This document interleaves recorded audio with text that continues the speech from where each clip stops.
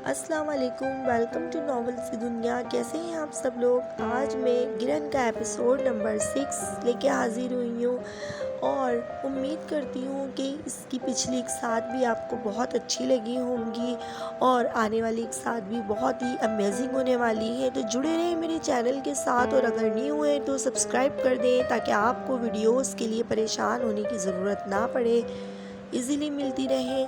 चलें बिना time waste किए वीडियो स्टार्ट करते हैं। आराम करो, अब्बा जी बोले। वो उठ के अपने कमरे में चला गया। थोड़ी देर बाद फैजी और फरी इसके कमरे में आ गई। भाई, फरी बोली। जी, इसने जवाब दिया। हमारा भाई ऐसा तो कभी नहीं था, फरी ने खफगी से कहा। कैसा? ताबिश पूछने लगा। जैसे आप अब हो, ना हंसते हो ना बात करते हो, बस हर वक्त उदासी उदासी। ऐसा क्या हुआ है? वो बोली। कुछ नहीं बाबा, सच्ची मैं ठीक हूँ, वो मुस्कुराते हुए बोला। कुछ भी ठीक नहीं है, नहीं बताना तो मत बताएं। फैजी खफा होके बोली। फैजी, मुझे पता है ये ऐसे क्यों बने हुए हैं। फरी फैजी की तरफ देख के बोली। क्यों बने हुए? फैजी ने पूछा। अरे याद नहीं है, जब हमने भाई की लोकेशन ट्रेस की थी, उन्होंने वादा किया था कि अगर हम अब्बा जी को इस बारे में ना बताएं तो ये हमारी एक बात मानेंगे।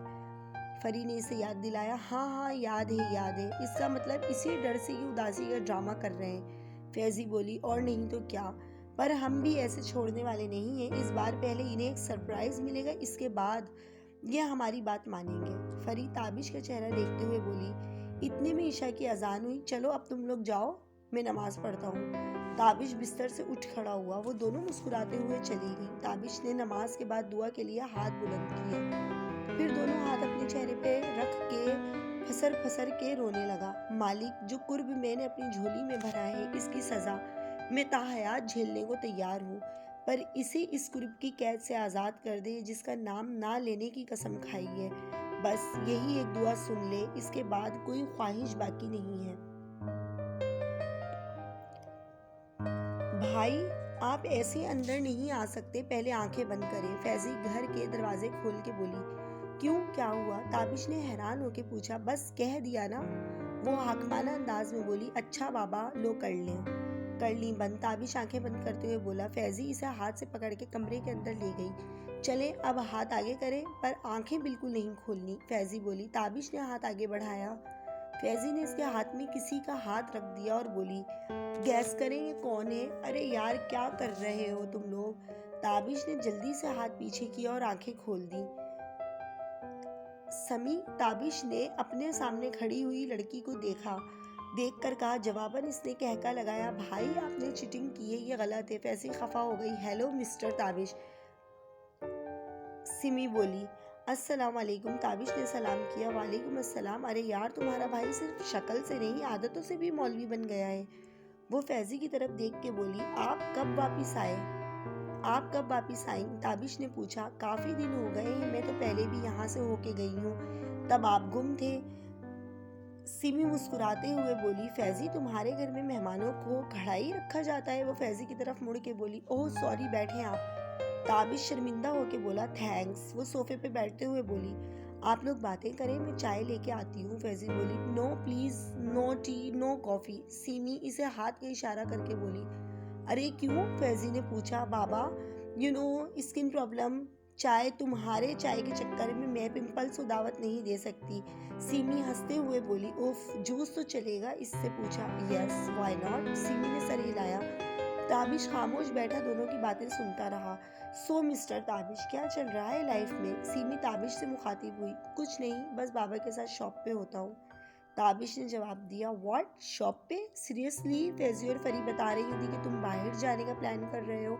वो ड्रामाई अंदाज में बोली। प्लान तो था, पर अब नहीं, बस यहीं रहना है। ताबिश ने सर हिलाया। कम ऑन डूड, क्यों लाइफ का बैंड बजाने पे तुले हो? MBA फाइनेंस करके तुम हार्डवेयर की शॉप चला रहे हो? आई कांट बिलीव दिस, सीरियसली। वो हैरान होकर बोली। शॉप चलाने में क्या प्रॉब्लम है? पहले मैं भी यही सोचता था कि ये काम मेरे लेवल का नहीं है, पर जब से शॉप पे बैठा हूँ अंदाज़ा हुआ कि नौकरी से 4 गुना अच्छा काम है। और वैसे भी बाबा को मेरी ज़रूरत है। ताबिश ने वाज़ेह किया। OMG, तुम ताबिश ही हो ना? I can't believe this man, let me check that. वो इसके बिल्कुल पास आके खड़ी हुई और माथे से बाल हटा के चेहरा गौर से देखने लगी। ताबिश ने अपना चेहरा पीछे किया और हड़बड़ा के खड़ा हो गया। आप ये क्या कर रही हैं? वो तिलमिला गया। रिलैक्स, तुम तो ऐसे डर रहे हो जैसा अभी मैं तुम्हारा रेप कर दूंगी। हा हा हा। इसने एक जोरदार कहका लगाया। ये क्या बेहूदगी है? ताबिश तब गया। ताबिश का मौन, इतना माइंड क्यों कर रहे हो? हम इतने पुराने दोस्त हैं, तुम्हारा इतना बदला हुआ रवैया समझ से बाहर है। वो संजीदा होके पीछे हटी। इतने में फैजी भी कमरे में आ गई। इसके हाथ में ट्रे थी जिसमें 2 चाय के कप थे और एक जूस का गिलास। ये लें गर्मा गर्म चाय और ठंडा ठंडा जूस। इसने ट्रे टेबल पे रख दी। दोनों की तरफ से कोई जवाब नहीं आया। क्या हुआ? आप लोग इतना चुपचाप क्यों बैठे हैं? इसने दोनों के चेहरों पे नजर दौड़ाई। अपने भाई से पूछो। सीमी गुस्से में तिलमिलाती हुई कमरे से बाहर चली गई। ताबिश अलमारी की तरफ बढ़ा। भाई ये क्या है? क्या कहा आपने इसे? फैजी उकता के बोली। कुछ नहीं, मैंने क्या कहना है? ताबिश अलमारी से कपड़े निकालते हुए बोला। तो वो ऐसे रूठ के क्यों चली गई? फैजी ताबिश के पास आके खड़ी हुई। बाबा कुछ नहीं कहा मैंने, इसे छोड़ो और ये बताओ बाकी लोग कहाँ हैं? ताबिश इसकी तरफ मुड़ा। अम्मी के कुछ टेस्ट कराने थे बाबा, और फरीक इनके साथ लेबोरेटरी गए हैं। मैं सीमी के साथ रुक गई। फैजी बता के सीमी के पीछे चली गई। फैजी जब कमरे में पहुंची तो सीमी बेड पे उल्टी लेटी हुई थी और शायद रो भी रही थी। क्या हुआ? तुम रो क्यों रही हो? वो इसके साथ बेड पे बैठ गई। यार तुम्हारा भाई खुद को समझता क्या है? आई डोंट नो, इतनी अकड़ किस बात की है इसे? सीमी उठ के बैठ गई। अरे ऐसा नहीं है, तुम्हें गलत फहमी हुई है, भाई में अकड़ बिल्कुल भी नहीं है। फैजी ने समझाया। कम ऑन, खुद देख के आई हूँ। सीमी खफा होके बोली। अच्छा बताओ ना, बात क्या हुई है? फैजी संजीदा होके बोली। नथिंग यार, मुझे घर जाना है, मैं मम्मी को कॉल करती हूँ। और बैग से अपना मोबाइल निकालने लगी। Simi are you crazy? तुम खाला से 5 दिन की इजाज़त लेके आई हो, चंद घंटों में उकता गई। फैजी ने इसके हाथ से बैग छीना। यार बैग दो, मुझे नहीं रहना यहाँ। वो चिढ़ गई। हरगिज नहीं, ऐसे कैसे तुम जाओगी? फैजी बेड से नीचे उतर के खड़ी हो गई। मुझे ताबिश से ऐसे बिहेवियर की उम्मीद नहीं थी। इसकी आंखें नम होने लगी। Oh my sweet heart. Faizi ने जाके इसे गले लगाया।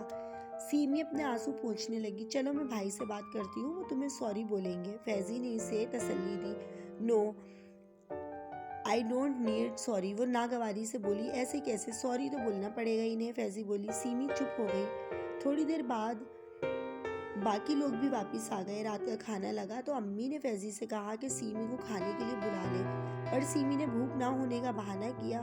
फैजी ने फरी को चुपके से बता दिया कि वो भाई से नाराज है, इसलिए खाना नहीं खा रही। वो दोनों ताबिश के कमरे में पहुंची। भाई आपने फरी से ऐसा क्या कह दिया है कि वो खाना नहीं खा रही? बार बार घर जाने की जिद कर रही है। फरी ने आते ही ताबिश को घेरा। मैंने कुछ नहीं कहा इसे, क्यों तुम लोग मेरे पीछे पड़े हो? ताबिश चिढ़ गया। कोई ना कोई बात तो होगी, बिला वजह वो ऐसे क्यों करेगी? फैजी बोली। अब मैं कैसे समझाऊं तुम लोगों को? ताबिश बेजार होके बोला। हमें समझाने की जरूरत नहीं है, बस आप इसे समझाएं और इसको सॉरी बोले, गेस्ट है वो। फरी बोली। अच्छा भाई, मैं ही माफी मांग लेता हूँ। ताबिश खड़ा हो गया।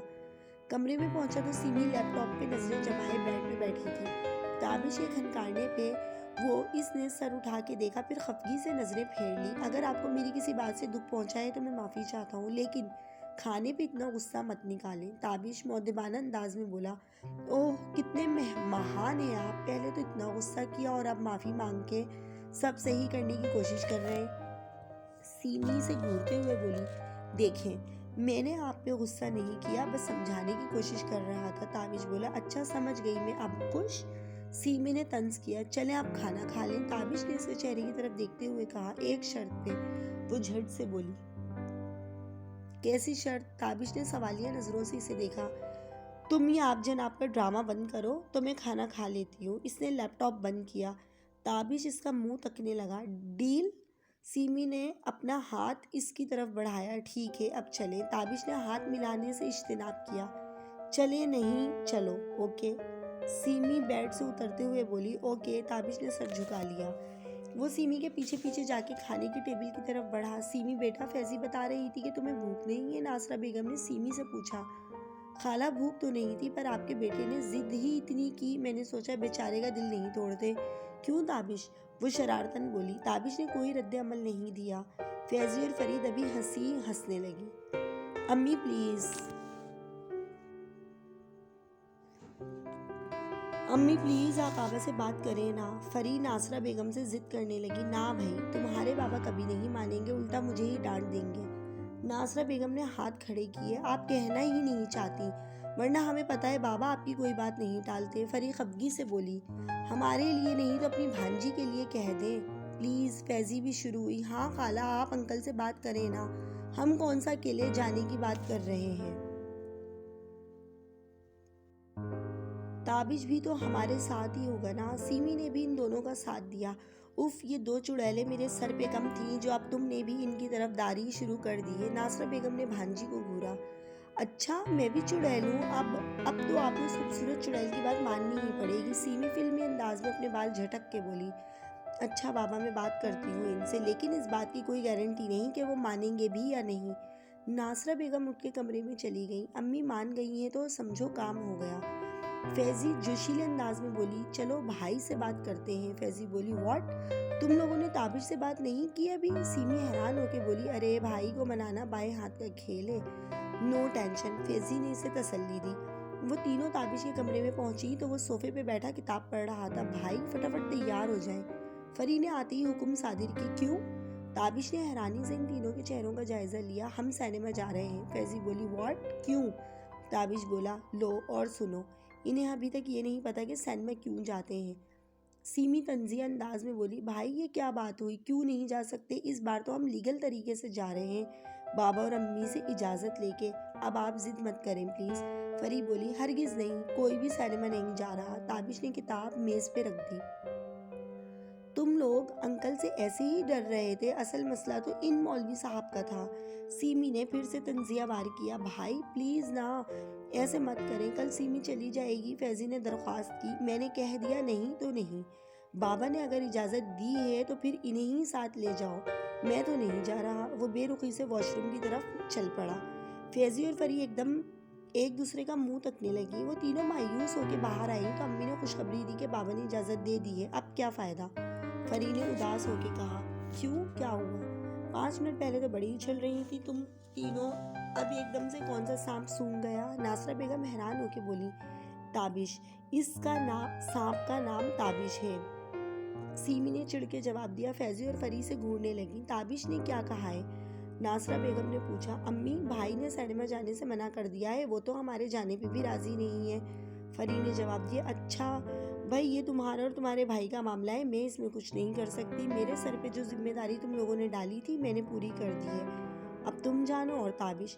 नासरा बेगम हाथ लहराते हुए चली गई। वो तीनों बेबस होके एक दूसरे का मुंह देखती रही। इतने में अब्बा जी अपने कमरे से निकले। तुम लोग गए नहीं अभी? बाबा ने पूछा। भाई ने साथ जाने से मना कर दिया है। फैजी ने जवाब दी। क्यों? बुलाओ इसे, बाबा ने इसे कहा। फैजी भागती हुई ताबिश के पास गई और इसे बुला के ले आई। क्या हुआ भाई, तुम इन लोगों के साथ क्यों नहीं जा रहे? मैंने तो इस सोच पे इजाज़त दी थी कि तुम साथ होगे। बाबा ने इससे पूछा। बाबा, लड़कियों का सिनेमा जाना मुनासिब नहीं है, वहाँ तरह तरह के लोग होते हैं। ताबिश सर झुका के बोला। ताबिश की इस बात पे सभी की गर्दनें इसकी तरफ मुड़ी। बाबा भी खामोश खड़े इसकी तरफ देखते रहे, फिर बोले। बेटा, सारा दिन तो घर में पड़ी रहती है, अब इनकी सहेली आई है तो इसे घुमाने ले जाना चाहती होंगी, फिर भी अगर तुम्हें मुनासिब नहीं लग रहा तो कोई बात नहीं, बाबा ने इसे कहा। ताबिश ने सर घुमा के बहनों के चेहरे पे नज़र डाली। इनके वो बेबस होके ताबिश के फैसले का इंतज़ार करने लगी। अच्छा चलो तैयार हो जाओ तुम लोग, ताबिश ने मुस्कुराते हुए कहा। वो तीनों खुशी से उछल पड़ी। सिनेमा पहुंचे तो सीमी ने झट से ताबिश के साथ वाली सीट पे कब्जा किया। फैजी और फरी को आगे जगह मिली। ताबिश, सीमी बोली। जी, इसने जवाब दिया। तुम कितने बदल गए हो। इसकी नज़रें ताबिश के चेहरे पे जमी थी। नहीं तो मैं वैसा ही हूँ, ताबिश ने इसकी तरफ देखे बिना ही जवाब दिया। नहीं हो तुम वैसे, मुझे याद है 2 साल पहले जब मैं आई थी तो हम लोगों ने कितना एंजॉय किया था, पर अब तुम वो रहे ही नहीं हो। वो उदास होकर बोली। ऐसा कुछ नहीं है, अब जिम्मेदारियां हैं सर पे, शायद इसलिए। ताबिश के पास इसकी बात का मुनासिब जवाब नहीं था। ओह ताबिश, किसको बेवकूफ़ बना रहे हो? सीमी चिढ़ गई। ताबिश खामोश हो गया। तुम्हें पता है वापस आके मुझे जिससे मिलने की सबसे ज़्यादा ख्वाहिश थी वो तुम हो, लेकिन तुमसे मिलने के बाद तुम्हारा ये सर्द रवैया देख के बात करते हुए भी डर लगता है। सीमी के चेहरे पे परेशानी के आसार थे। तुम कुछ ज़्यादा सोच रही हो। ताबिश इसकी तरफ देख के बोला। तो तुम मेरी सोच गलत साबित कर दो। सिमी ने ताबिश का हाथ अपने हाथों में लिया और उसके कंधे पर अपना सर रख दिया। गिरहन का ताबिश के ये चेहरे पे एपिसोड अजीब आपको से कैसा तासुरात लगा? मंडराए अपनी हुए राय थे। का इजहार ज़रूर कीजिएगा, मुझे कमेंट्स में ज़रूर बताएं। और अगर वीडियो अच्छी लगी हो तो मेरे चैनल को सब्सक्राइब ज़रूर करें, लाइक शेयर करें। मिलते हैं नेक्स्ट वीडियो में। टिल देन अल्लाह हाफिज़।